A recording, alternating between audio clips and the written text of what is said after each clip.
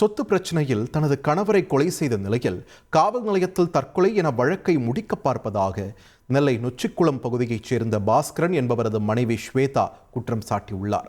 இதுகுறித்து ஆட்சியர் நடவடிக்கை எடுக்க கோரி அவர் மனு அளித்துள்ளார். இந்த ரிப்போர்ட்ல என் கணவரை அடிச்சு கொண்டிருக்காங்க சார். அவங்களோட நகம் பதிவாயிருக்கு, 2 பேரோட நகம் பதிவாயிருக்கு சார். இன்னொன்னு சங்கு நெரிச்சு கொண்டிருக்காங்க சார் என் கணவரை. அதை கொண்டு எனக்கு என்னன்னா, இந்த போஸ்ட்மார்ட்டம் ரிப்போர்ட் கொலைன்னு வந்திருக்குல்ல, அதை சிவந்திப்பட்டி அதிகாரிகள் ஏன் எனக்கு இன்னும் வரைக்கும் என் கணவரை கொண்டவங்கள விசாரிக்கல, எனக்கு என் புருஷனை யாரு கொண்டாங்கிற உண்மை வெளியே வரணும் சார். அதுதான் சார் நான் போராடிட்டு இருக்கேன். ஏன்னா என் பையனுக்கும் எனக்கும் எந்த பாதுகாப்புமே இல்லை.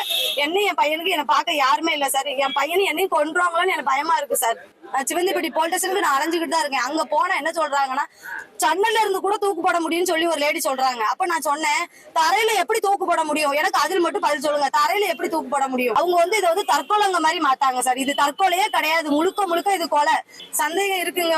என் வீட்டுக்காரர் கூட பிறந்த அண்ணன் சார், அவங்க பேர் பால்பாண்டி. இன்னொன்னு அவங்க மாமனார் சார் சந்தோன்னு அவங்க வருவாங்க. இன்னொன்னு வேலை பார்த்தவங்க. சொத்து பிரச்சனை தான் சார், சொத்து பிரச்சனை. இன்னொன்னு என் கணவரை நாங்க சந்தோஷமா இருக்கோம், நல்லா இருக்கோம்னு கொண்டிருக்காங்க சார். சிவகங்கை மாவட்டத்தில் சிப்காட் தொழில் பூங்கா அமைக்க சுற்றுச்சூழல் அனுமதி கோரி சிப்காட் நிறுவனம் விண்ணப்பித்துள்ளது. சிப்காட் வளாகத்துக்காக 775 ஏக்கர் நிலம் கையகப்படுத்தப்பட்டுள்ளது.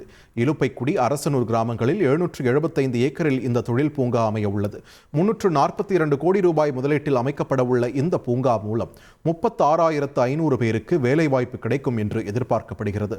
ஆட்டோமொபைல், உதிரி பாகங்கள், ஜவுளி உள்ளிட்ட துறைகள் சார்ந்து தொழிற்சாலைகளை இங்கு அமைய உள்ளன. திருவாரூர் நகராட்சியுடன் ஊராட்சியை இணைப்பதற்கு எதிர்ப்பு தெரிவித்து மாவட்ட ஆட்சியர் அலுவலகத்தில் பொதுமக்கள் குவிந்ததால் அங்கு பரபரப்பு ஏற்பட்டது. திருவாரூர் நகராட்சியுடன் இளவங்கார்குடி ஊராட்சியை இணைக்க மறுப்பு தெரிவித்து அந்த ஊராட்சியை சேர்ந்த 300க்கும் மேற்பட்ட மக்கள் ஆட்சியர் அலுவலகத்தில் மனு கொடுக்க வந்தனர். மகாத்மா காந்தி தேசிய ஊரக வேலை உறுதி திட்டம் பாதிக்கப்படுவதோடு நகராட்சியுடன் சேர்க்கப்பட்டால் பல்வேறு வரிகள் தங்கள் மீது சுமத்தப்படும் என்றும் அவர்கள் இந்த எதிர்ப்பை தெரிவித்தனர். செய்திகளை உடனுக்குடன் தெரிந்து கொள்ள உடனே சப்ஸ்கிரைப் பண்ணுங்க.